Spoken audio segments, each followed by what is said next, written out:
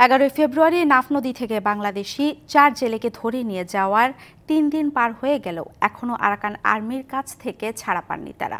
এতে দুশ্চিন্তায় পড়েছেন পরিবারের সদস্যরা। জেলেদের ফেরত পেতে সরকারের সহযোগিতা চান তারা।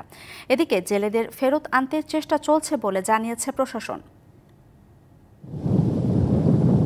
অন্যান্য দিনের মতোই গেল 11 ফেব্রুয়ারি নাফ নদীতে মাছ ধরতে যান জেলেরা। টেকনাফের শাহপুরের দ্বীপজেটি ঘাটের কাছে নাফ নদীতে জাল ফেলার কিছুক্ষণের মধ্যে একটি স্পিড বোর্ড এসে মিয়ানমারে প্রবেশের অভিযোগে 4 বাংলাদেশি জেলেকে ধরে নিয়ে যায় আরাকান আর্মি। তাদের ধরে নিয়ে যাওয়ায় উৎকণ্ঠা আর অনিশ্চয়তায় দিন কাটছে পরিবারের সদস্যদের। আরাকান আর্মির কাছ থেকে দ্রুত জেলেদের ফিরিয়ে আনতে সহযোগিতা চান তারা।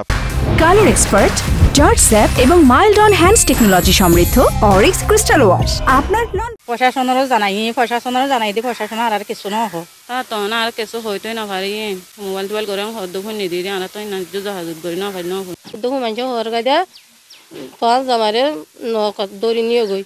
এদিকে প্রশাসন বলছে জেলেদের সচেতন করতে নিয়মিত মাইকিং করছে তারা। তারপরও কখনো কখনো জেলেরা নাফ নদীর জলসীমার শূন্যরেখা পার করে মিয়ানমার অংশে চলে যায়। আমার ভাই মনে করছে স্পুট বোর্ডে আমার ভাইকে না ধরবো মনে করে আমার ভাই এই নাফ নদীর থেকে ফলে আমরা দাওয়া করে চলে আসলাম। আর সার পর দেখলাম কি আমার ভাইকে নিয়ে যাচ্ছি। এদিকে বাংলাদেশের জেলেদের ফেরত আনতে বিজিবির মাধ্যমে চেষ্টা চলছে বলে জানায় উপজেলা প্রশাসন। এটা তো আসলে সবসময় আমরা সতর্ক করি, মাইকিং করছি, বাইরে দিচ্ছি, আসলে তারপরে তারা সাগরের মাঝখানে গিয়ে জিরো লাইন ক্রস করছে, এটা সচেতনতার অভাব। বলছে চেষ্টা করতেছে, মানে অল্প সময় মানে ওরা আশাবাদী যে ফিরে আনতে পারবে।